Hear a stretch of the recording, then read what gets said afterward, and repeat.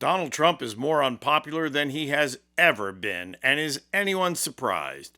The guy was throwing a Gilded Age party while 42 million people were losing their food benefits. He's been indiscriminately murdering people in boats and calling them drug runners without evidence, and he's done absolutely nothing to help fix an historic government shutdown. I'm going to show footage detailing Trump's dismal polling and where it's leading us, because if Democrats don't take advantage of it, it will not be good news. Trump's popularity has been on a downward slope ever since he was sworn in. Elon Musk and Doge taking a wrecking ball to government institutions and funding seems like years ago, but it hasn't even been 1 year. And now, a soon-to-be record-setting government shutdown, which is putting 42 million families at risk of hunger, is dragging Trump down even further. The Trump administration has been ordered by a federal court to keep funding the SNAP program, and they have responded by saying they'll partially fund it. Incredibly, Republican governors are falling in line with this insanity of letting people go hungry. Iowa Republican Governor Kim Reynolds is directing state funds to food banks, even while she parrots the waste, fraud, and abuse line for cutting benefits. This is an important program for individuals that need it, and it's like every other one. There is so much fraud and abuse in these programs that it runs the risk of not having the funds there to help those that really need it. Meanwhile, Democratic lawmakers in Ohio and Oklahoma are begging their Republican governors to use state funds to rescue families, but it's falling on deaf ears. The governor has touted the billions of dollars in savings that we have, and yet will not use a single dollar to help his constituents. He is patting himself on the back for not being able to put another cent into our rainy day funds because they are so full, all while leaving the stomachs of Oklahomans empty. And we know we have this budget stabilization fund, which is called the RFD, the rainy day fund, in there sitting to be tapped and used. And we can use it and we should use it. And we have a bill that would do exactly that. So to kind of take us around this, using bureaucracy, using red tape, they have absolutely no problem cutting through that red tape when they want to give hundreds of millions of dollars to billionaires. But for some reason, it's really hard to get through a little bit of red tape in order to feed hungry families. So Republicans are going to follow Trump right off the cliff and let their constituents go hungry. And CNN polling shows that it's an historically high cliff.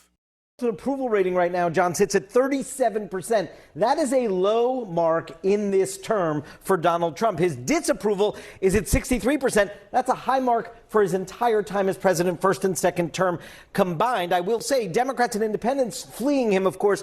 Republicans still with him, which is why we'll see him doing these tele-rallies tonight for the Republican candidates for governor. Take a look over the course of this year. You'll see down here, mid-February, late February, he was at 47-48% approval. That was a honeymoon period after the election. He's now been steadily going down all year long. Why? One of the reasons why, it seems, is that the American people think he's gone too far when using presidential power. 61% say so, way up from February. And deporting undocumented immigrants, 57% of Americans in this poll, John, say that he has gone too far in doing that. And in fact, he said just the opposite on 60 Minutes last night. You know, David, a great man called this poll sort of a mood ring for the country. And it does seem that voters are saying they're in a pretty bad mood.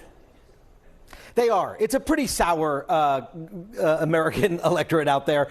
32% of Americans say things are going well in the country, John. 68% say they're going badly. This is clearly driven in large part by the economy, which is by far and away the most important issue for Americans. 47% say economy, cost of living, top issue. 26% say state of democracy. 10% say immigration. 7% crime and safety. And so what does that mean in terms of Trump's policies affecting the U.S. economy? Well, 61% of Americans say they've worsened the American economy. Only 27% say Trump's policies have improved the economy, John. That 61% is a tough number for Republicans facing election tomorrow, and certainly for the president as he tries to improve his position heading into the midterms next year. These historically low polling numbers spell disaster for Trump and the Republican Party in next year's midterms, if there's going to be midterms.